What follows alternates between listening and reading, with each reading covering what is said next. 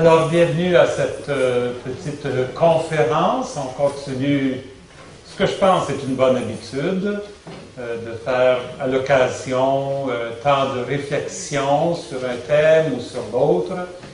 Et on m'a proposé cette année de prendre quelques questions, on pourrait dire des questions de fond, des questions de base. Un petit peu comme si on faisait un cours d'introduction à l'université, tu sais, le catholicisme 101, tu sais, les cours d'introduction de base. Et ce soir, alors, c'est une question de base. Pourquoi la messe? Pourquoi aller à la messe? Et comme d'habitude, ce que j'aimerais faire, c'est partager avec vous quelques-unes de mes idées, un peu ma réflexion sur ce thème-là depuis quelque temps. Et puis, après 40-45 minutes, on prendra le temps de s'étirer, puis après ça, un petit temps d'échange. Et à la fin, on aura le temps de prendre un café ou un jus ensemble, puis de se donner un moment d'amitié. Ça va comme ça, comme programme? Hein? Alors, pourquoi aller à la messe? C'est une bonne question. Moi, je me rends compte que si vous êtes comme moi, la plupart d'entre vous, vous allez à la messe presque par habitude. Une habitude qui a commencé à notre enfance. Moi, ça a commencé avec mon enfance. Mes parents allaient à la messe à tous les dimanches. Il n'y avait pas question de manquer la messe le dimanche. Alors, comme enfant, on embarquait là-dedans. Ça faisait partie de la routine pour nous familiale. On se rendait et puis, moi, je trouvais ça correct. J'ai trouvé ça plus correct quand je suis devenu enfant de cœur. Parce que là, il me semblait que j'avais quelque chose à faire. Il y avait toutes sortes de prières à apprendre. Parce que moi, j'étais enfant de cœur avant la réforme liturgique. Alors, il fallait apprendre les prières en latin. Je ne savais pas trop ce qu'on disait. Mais quand le prêtre disait Introibo d'altare Dei, il fallait savoir répondre à Deum Quidetificat Juventutem Meam. Quelque chose comme ça. Alors, on apprenait ça, il y avait le défi, puis d'être à côté du prêtre et d'avoir un rôle actif. Je trouvais ça plus intéressant. Évidemment, quand je suis devenu jeune adolescent, c'est devenu encore plus intéressant quand j'ai commencé à jouer de la guitare à la messe. Imaginez. C'était, moi, j'avais 16 ans, vous voyez, en 1970. C'était le début de ce qu'on appelait à l'époque, vous vous rappelez peut-être de ça, les messes à gogo. On commençait à chanter des chants. Verrons-nous ton règne un jour, oh oui, verrons-nous ton règne un jour, oh oui, ce jour viendra, oui, on sera là pour chanter Alléluia, oh oui, pour chanter Alléluia. Vous vous rappelez de ça? Puis moi, j'avais la chance de jouer de la guitare. J'avais un ami qui m'avait montré à jouer de la guitare. Et c'était la seule place qui me laissait jouer de la guitare en public, c'était à la messe. Alors, j'aimais ça le dimanche, arriver, là, accorder ma guitare. On était un petit groupe d'amis. On allait pratiquer, puis là, on animait la messe. Quand je suis arrivé à l'université, ben là, j'étudiais en musique. Et puis, une de mes amies qui était en musique, elle a appris que j'étais catholique, puis elle a dit, écoute, tu as une belle voix, est-ce que tu ne viendrais pas, tu joues de la guitare, que tu ne viendrais pas aider à animer la musique à la messe pour les étudiants de l'université. Alors, j'ai dit, bon, d'accord. Puis je me suis retrouvé, je continuais à faire de la musique. On pourrait dire que la musique, pour moi, a vraiment été ce qui m'a gardé fidèle à la messe. Puis je ne me suis pas beaucoup posé de questions à propos de la pratique dominicale. Jusqu'à ce que je commence à rencontrer des amis qui me disaient, tu vas encore à la messe? Puis je disais, oui. Ben pourquoi? Puis là, tu es obligé de commencer à expliquer. Quand on n'est pas habitué à expliquer, ça me fait penser à l'histoire d'un homme. J'étais jeune prêtre. Cet homme-là, il était ami avec mes parents. On était à son chalet, on jouait aux cartes, on prenait une petite bière. Puis vous savez, quand on prend une petite bière, les larmes se délient un petit peu. Puis là, il me regarde, puis il dit, Paul André, t'es curé, toi? J'ai dit oui. Et il dit, dis-moi comment faire avec mon fils. J'ai dit, qu'est-ce qu'il y a avec ton fils? Ben, il a 16 ans, puis il m'a dit qu'il ne veut plus venir à la messe. J'ai dit, ah bon? Je dis, qu'est-ce que vous y avez dit? Il dit, ben moi, j'y ai dit, tant qu'il reste sous le toit de cette maison, il va suivre les règlements de cette demeure, puis nous autres, on va à la messe, puis tu vas à la messe. Vous avez déjà entendu ça? Vous avez peut-être donné cette réponse-là? Moi, j'ai rien dit. Il me regarde. Il dit, je suppose que tu aurais dit quelque chose d'autre, toi. J'ai dit, ben, peut-être j'aurais commencé à lui expliquer pourquoi moi je vais à la messe. Pourquoi c'est important pour moi d'y aller à la messe. Puis là, il y a eu un moment de silence. Puis là, moi, je lui ai dit, pourquoi tu vas à la messe? Puis lui, il m'a regardé, il dit, ben, c'est une question embêtante, ça. Je vais à la messe pour lui donner le bon exemple. Je dis, ah bon? Est-ce que tu es en train de me dire que si tu n'avais pas de garçon ou de fille, tu n'irais pas à la messe? Là, il a passé à son affaire, puis il a dit, ben, maudit. Il venait de se rendre compte que sa raison d'aller à la messe, qui était de donner le bon exemple à ses enfants, c'était pas tout à fait une assez bonne raison.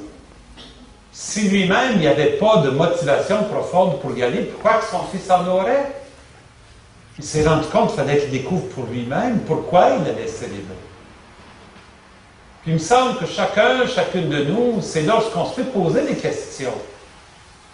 Il y en a plusieurs aussi, c'est quand on se pose des questions. Pourquoi je devrais y aller?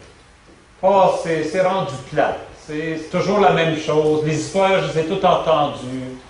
Les sermons du curé, toujours en train de tourner autour de la même question. Ces chants-là, je les connais toutes. Puis à part de ça, il y avait un bon chanteur, puis il est parti. J'ai-tu besoin d'y aller? Je peux bien la regarder à la télévision. La messe, le dimanche matin, si je veux voir quelque chose, il me semble que je ferais mieux prier tout seul. Je prierais, m'aller dans le bois. Je me sens plus proche du Seigneur quand je marche dans le bois. Je me semble que c'est mieux encore. Pourquoi aller à la messe le dimanche? On se pose des questions, d'autres nous posent des questions. J'aimerais vous proposer qu'il y a des mauvaises réponses à cette question-là. Je ne pense pas qu'une bonne réponse à la question « Pourquoi on va à la messe ?» c'est « Mes parents l'ont fait, puis moi je vais le faire, puis les enfants vont le faire. » C'est comme si c'est une habitude, une coutume qu'il faut absolument garder. On a toujours eu le réveillon, on va garder le réveillon. On a toujours fait comme ça, on va continuer à faire comme ça. Mes amis, on est dans un monde qui change. Il n'y a plus rien qui se fait simplement parce qu'on l'a toujours fait. Il faut avoir des raisons, il faut avoir des motifs sérieux. Il faut se creuser un peu le cœur et l'intelligence pour être capable de trouver pourquoi.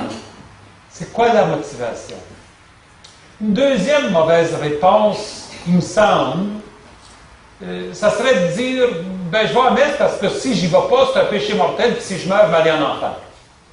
Il faut dire que moi, quand j'étais petit, c'est ça ce qu'on m'avait dit. Avez-vous entendu ça, vous autres, quand vous étiez petits? Tu sais, on nous racontait que, bon, si on mourait en étant péché mortel, on allait en enfer. Puis un péché mortel, parmi les péchés mortels, il y avait de manquer la messe le dimanche. Donc, évidemment, l'Église était pleine de gens qui ne voulaient pas y être, mais ils y étaient parce qu'ils avaient peur. Je ne suis pas certain que la peur, c'est la meilleure motivation. Ah, êtes-vous d'accord avec moi? Non. Il me semble que ce n'est pas parce qu'on a peur d'aller en enfer qu'on viendrait à la messe. D'ailleurs, Jésus n'a jamais dit ça. Jésus n'a jamais dit ça. Je ne suis pas en train de dire qu'il n'y avait pas une bonne raison de dire ça. Il y a une obligation d'aller à la messe. Le pape Jean-Paul II, il a dit par exemple que l'obligation, elle repose sur l'Église. L'Église se doit de célébrer l'Eucharistie à tous les dimanches. L'Église ne pourrait pas être l'Église si elle ne se rassemble pas pour célébrer l'Eucharistie. Il y a une obligation. Mais l'obligation, c'est l'obligation de toute l'Église. C'est parce que je me sens partie de cette Église-là que je sens que je dois y aller. Mais pourquoi? Pourquoi l'Église doit-elle faire ça? Moi, j'aimerais vous proposer qu'un début de réponse à cette question-là, de toute façon, qui me parle à moi, qui est très importante. La première raison, il me semble, pour laquelle je viens célébrer l'Eucharistie, c'est parce que Jésus m'invite à le faire. Il m'invite à le faire. Il a invité tous ses disciples à le faire. Le soir avant de mourir. Le soir avant de mourir, il a pris du pain, du vin. Il rendit grâce, les Écritures nous disent. Il rompit le pain, il le donna à ses disciples en leur disant, « Prenez et mangez, ceci est mon corps. » Il leur donna la coupe à boire en disant, « Prenez et buvez, ceci est la coupe de mon sang, le sang de l'alliance nouvelle et éternelle versé pour vous. » Et il ajouta, « Faites ceci en mémoire de moi. » Ça, c'est le clou. Faites ceci en mémoire de moi. Moi, il me semble que si j'avais un ami, un bon ami, qui était mourant, qui me disait, « Paul André, je sais que je vais mourir, là. Je voudrais que tu fasses quelque chose pour moi. Je voudrais que les vendredis soirs, là, tu sais comment les vendredis soirs, on a toujours prendre une marche ensemble et on regardait les étoiles. Là. Je voudrais que le vendredi soir, tu jettes un coup d'œil dehors, tu regardes les étoiles, puis que tu penses à moi. Tu ferais tout ça en souvenir de moi, en mémoire de moi? Tu ferais tout ça pour moi? » Puis je disais, « Ben oui. » Le lendemain, il mourait.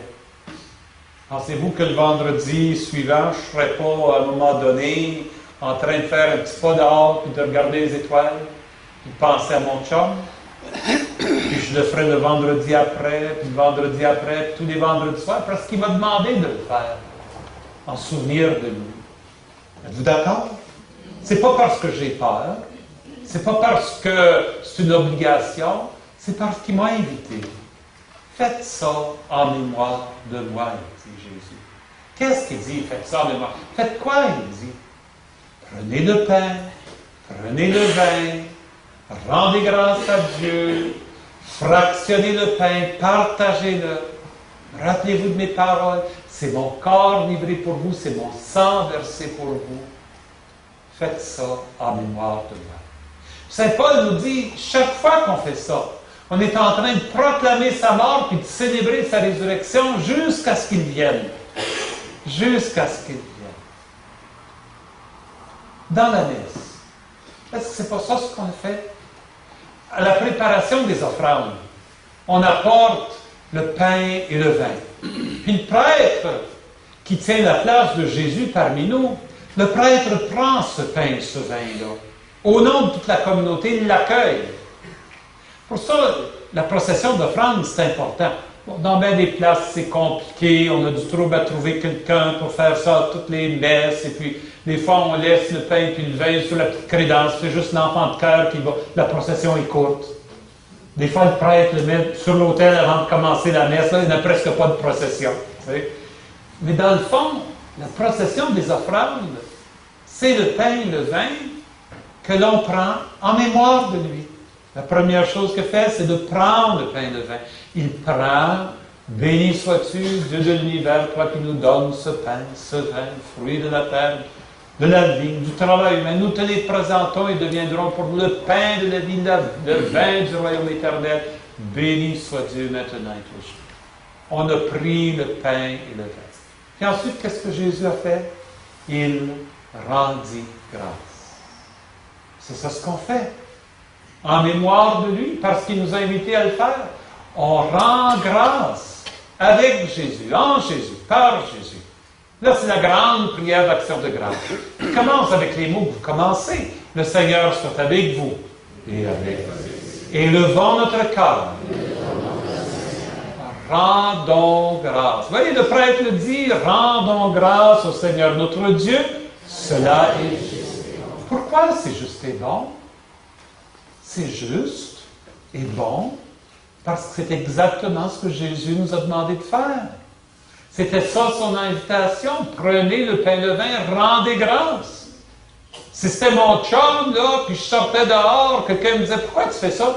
Parce que c'est juste que je fasse ça en mémoire de lui, puis c'est bon.